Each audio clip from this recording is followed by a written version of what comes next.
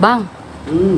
Ana berantem sama Onga. Loh, kok bisa? Kenapa? Itulah bang, gara-gara rebutan tanah pohon-pohon pisang sebelah rumah kita ini. Kan, abang udah duga itu. Pasti Waana akan berantem sama Waongah kalau tanah kebun pisang itu dibalik namakan ke Waana.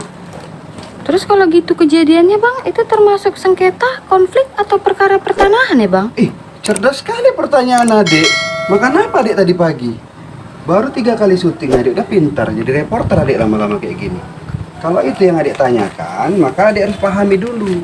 Antara sengketa, konflik, dan perkara pertanahan itu sebenarnya sama. Samanya apa? Sama-sama perbedaan atau perselisihan kepentingan di dalamnya. Nah, jadi sengketa, konflik, dan perkara itu pada akhirnya akan menunjukkan adanya perselisihan antara para pihak yang merasa paling berhak di atas suatu bidang tanah. Apa penyebab masing-masing sengketa, konflik, dan perkara pertanahan itu bang? Ada banyak, Dik. Yang paling sering terjadi itu adalah sengketa batas. Sengketa batas ini berupa bisa saja antara batas bidang tanah A dengan batas bidang tanah B. Ini saling bertimpah-timpahan atau bertumpang tindih. Sehingga ini akan menimbulkan perselisihan kepentingan antara si A dan si B. Ada juga perselisihan kepentingan hak kepemilikan tanah akibat adanya rebutan harta waris atau sertifikat ganda. Nah, ini juga sering terjadi. Di lain sisi juga ada contoh-contoh konflik pertanahan seperti antara perkebunan dengan kelompok masyarakat tani dan seterusnya. Sedangkan untuk yang perkara, ini banyak contohnya yang muncul di pengadilan terkait dengan perselisihan kepentingan terhadap suatu hak bidang tanah. Gimana cara membedakan itu sengketa, konflik, atau perkara pertanahan bang? Nah, ini pun cerdas pertanyaan adik. Abang rasa tadi pagi adik banyak minum vitamin A ini, makanya pintar pertanyaannya. Jadi, untuk membedakan jangan ketawa. Vitamin A untuk mata. Jadi sebenarnya untuk membedakan antara sengketa, konflik, dan perkara pertanahan adalah kepentingannya. Tadi kan abang bilang bahwa antara sengketa, konflik, dan perkara pertanahan itu adalah sama-sama perselisihan kepentingan.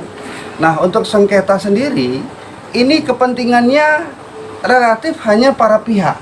Contoh tadi, sengketa batas. Jadi, antara tanah A dengan B yang berselisih atau bersengketa, maka kepentingannya, perselisihan kepentingannya antara A dan B. Nah, kalau untuk konflik, perselisihan kepentingannya ini sudah lebih luas, tidak hanya berkaitan dengan individu A dengan individu B. Misalkan konflik tanah garapan, ya. Nah, kepentingannya di dalam sudah kepentingan secara luas, kepentingan sosial antara kelompok masyarakat, kelompok tani dengan perusahaan atau subjek hukum yang ditunjuk sebagai pemegang hak guna usaha. Lalu kepentingan di dalam perkara pertanahan ini agak sedikit berbeda dengan kepentingan yang ada di sengketa dan konflik. Di perkara pertanahan ini yang ditandai adalah dengan munculnya nomor register perkara. Artinya kalau sengketa, konflik ini belum maju atau disidangkan. Sedangkan perkara ini adalah kepentingan atau perselisihan kepentingan hak atas tanah yang sudah diajukan di muka persidangan. Jadi ketiga poin inilah yang bisa adik jadikan dasar untuk membedakan apa itu sengketa, apa itu konflik, dan apa itu perkara pertanahan.